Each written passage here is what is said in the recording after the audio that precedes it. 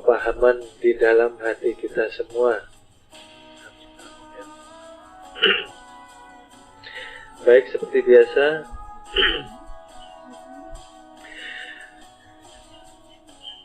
sebelum kita mulai, saya terangkan dahulu yang ada di ujung. Penerangan untuk murid. Diberi kotak karena selain murid tidak mendapatkan penerangan. Jadi apabila kita ingin mendapatkan penerangan, haruslah kita menjadi murid dari perguruan kita.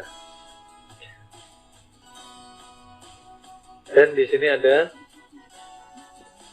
perguruan ilmu ma'rifatullah. Bahwa perguruan itu adalah tempat untuk berguru, ilmu adalah pemahaman, ma'rifatullah adalah pengenalan diri, dan nantinya akan mengenal Allah Ta'ala. Paham ya? Jadi perguruan kita mengajarkan ilmu kenal diri dan nantinya mengenal Allah Ta'ala. Di Al-Wamah pintu masuknya melalui tutup mulut, melalui mulut kita. Makanya ketika orang kalau masih mempunyai sifat serakah, ketika dia berbicara banyak akan menimbulkan permasalahan, karena dia berkata dengan mengeluarkan cahaya yang hitam. Daya daripada dia mengikuti nafsunya tadi, nafsu al-wamah itu berwarna hitam karena dia dari anasir tanah. Nah, makanya kalau masih mempunyai sifat serakah, masih takut miskin, takut kelaparan, ketika kita menasihati seseorang, kalau nasihat diterima ya jangan kaget. Ucapan kita masih dayanya gelap. Orang yang membutuhkan nasihat, orang yang membutuhkan bimbingan, yang membimbing, yang memberi nasihat harus sudah percaya, maka akan bisa menerangi, akan bisa memahamkan, akan bisa madangi, menerangkan kegelapan yang ada di dalam hati kita ini tadi. Maka dijaga makanan, jangan sampai makan yang haram. Al-Wamah. Sekarang kita menginjak nafsu yang mempunyai elemen dari api, dinamakan hawa geni, atau mempunyai daya api, dinamakan nafsu amarah, mempunyai cahaya merah. Pintu masuknya di telinga kita. Makanya orang itu kalau mendengarkan perkataannya sedikit tidak mengenakkan hati, langsung tumbuh hawa api, membakar seluruh badan kita. Akhirnya manusia yang sudah terpancing hawa api itu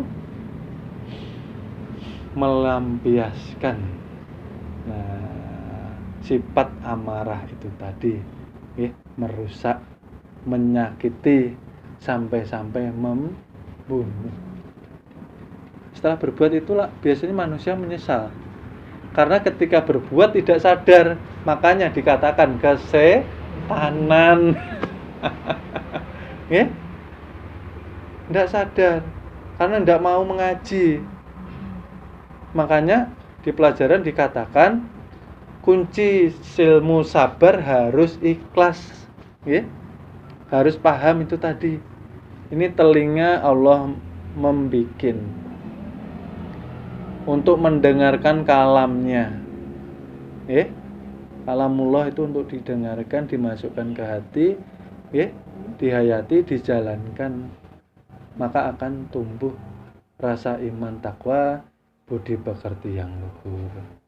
Kalau ada perkataan yang tidak baik, jangan dimasukkan ke hati, keluarkan lagi. Maka telinga diciptakan dua.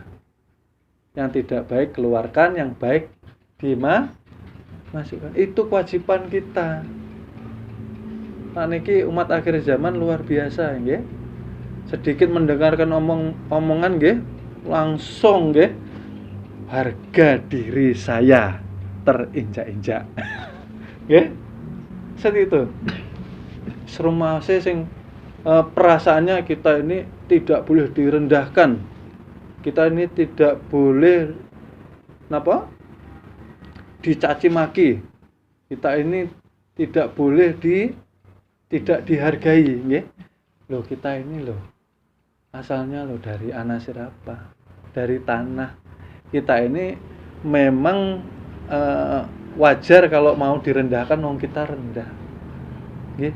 Kita wajar kalau dihina, wong kita ini memang hina kok. Yang mulia siapa? Allah Subhanahu wa ta'ala. Karena sifat manusia ialah sifat mayat. Nggih. Buta, tuli, bisu, bodoh. Nggih. Tidak bisa bergerak, tidak mempunyai keinginan. Nah, seperti itu. Makanya kita kalau kira-kira mau dihina orang, ada kata-kata yang menyinggung perasaan, ya kita terima toh. Kalau kita merasa tersinggung, belajar lagi. Yang pertama, kita tidak amanah berarti memasukkan perkataan yang mengandung hawa api ke dalam hati kita. Akhirnya orang bisa mempunyai sifat pendendam. Yeah. Pendendam itu apa? Kadang ketika masalah itu sudah berlalu, dia diam. Tapi ketika ada masalah baru, semua diungkit. Dulu berarti dendam. Kalau dendam berarti tidak ikhlas. Kalau tidak ikhlas, sabarnya palsu. Nggih. Sabar kuncinya ikhlas. Nggih. Sabar niku tidak ditahan. Kalau ditahan akan meledak. Ikhlaskan semuanya, sudah semua ketentuan Allah. Kita berbuat yang lebih baik lagi. Kita berusaha menjadi hamba yang bertakwa, yang lebih dekat kepada Allah, yang bisa mencintai Rasulullah. Nggih. Wong kita ini sepele, kita ini remeh, kok mau dimuliakan? Nggih, kok enggak mau direndahkan? Ya salah kaprah.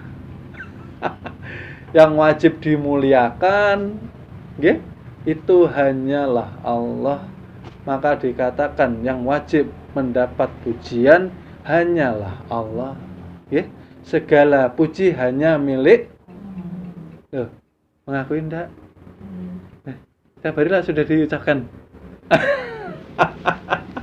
Kok masih kadang minta dipuji, itu kan ya sudah salah. Nah, itu kita hati-hati, nggih. Hawa api dijaga baik-baik karena pertanggungjawabannya ini bukan apa-apa. Kita ini badan ini amanah. Kalau kita sampai menuruti hawa api terus efek yang pertama yang keluar apa? Pasti ucapan toh. Kadang melaknat orang, kadang mengata-katakan orang itu sampai seperti nun sewu, maaf, kadang seluruh kebun binatang keluar. Nggih. Nggih, nyumpahi orang. Masya Allah, astagfirullahaladzim. Nggih. Pertanggungjawabannya yang diingat. Nggih. Bibir siapa yang membentuk?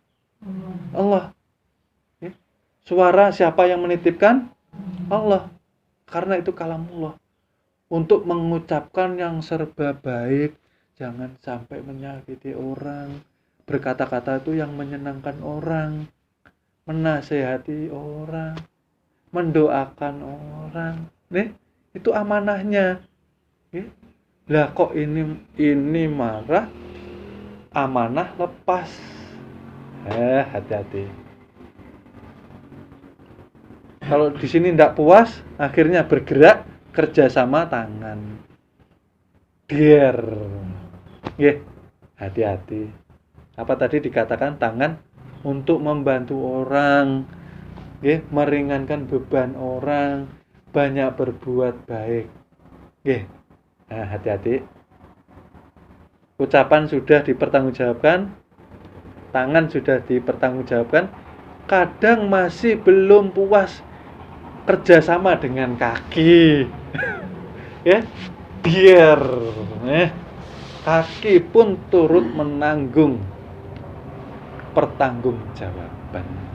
Maka kewajiban kaki apa? Untuk melangkah ke dalam hal yang baik. Nggih. Nah, itu.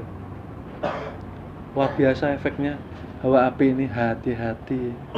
Kalau mau marah tuh merenung aja dulu. Sudah pantas gak saya marah? Telinga-telinga ini Allah yang membentuk ini loh, dititipkan ke kita. Kita bisa mendengarkan ayat suci Al-Quran tenang. Sudah alhamdulillah. Nggih, syukuri. Nggih. Berarti itu kan ini amanah. Amanah itu jangan kita yang memakai semaunya. Kita memakai apa yang dimaui yang punya, kan seperti itu. Nah, amanah dijaga. Oh iya Ki, ini telinga Allah menciptakan, pendengaran Allah menitipkan sifat pendengarannya. Saya bisa mendengar karena sifat pendengaran Allah, bukan saya bisa mendengar sendiri. Ya. Ditapakuri kalau mau marah tuh efeknya semakin jauh kita dari Allah yang pertama, semakin berat pertanggungjawaban kita di hadapan Allah Subhanahu wa ta'ala. Jelas loh kita pulang, nggih? Jelas kita pulang, ini kontrak kita tuh jelas. Umur sekian harus pulang, tidak bisa ditawar. Nggih, kenapa kita tidak memperbaiki diri sedini mungkin mumpung masih sehat? Ayo kita sama belajar. Saya pun masih belajar. Nggih. Kendalikan diri kita untuk selamat nanti di akhirat. Jangan sampai menyesal nanti setelah kita masuk ke kubur. Nggih. Lanjut lagi, setelah itu ada yang dikatakan nafsu supiah. Nggih. Nafsu supiah ini keinginannya selalu ingin mempunyai segala sesuatu yang terlihat indah, mewah, ya. Dia cinta gemerlapnya dunia, supiah, ya. Dan mempunyai sifat ingin memiliki segala sesuatu tanpa mempunyai hak, ya. Kita tidak punya motor, tetangga punya motor, bagaimana caranya punya motor, ya. Bukan bekerja malah karena apa? Pandangan. Makanya pandangan ini sorotnya kuning keemasan. Ketika kita melihat sesuatu, akhirnya timbul rasa untuk memiliki, ya. Tidak boleh mencintai. Makanya cobalah kita melatih kesadaran kita, ya. Melihat sesuatu yang indah, harus kesadaran kita naikkan lagi. Berarti lebih indah yang menciptakan. Manusia itu kan tidak sekarang, ya. Melihat wajah wanita cantik, wah, ya, tergila-gila. Berarti lebih elok yang menciptakan, nggih. Melihat lelaki tampan luar biasa, nggih. Berarti lebih elok yang menciptakan, nggih. Gedung mewah, nggih, mobil mewah. Kalau kita masih terkesima, masuk kesan di dalam hati kita, wah. Ya. Dibenahi lagi, belajar lagi. Ketika kita melihat sesuatu, kita hanya Mohon maaf, akan kami lanjut ke episode berikutnya. Terima kasih.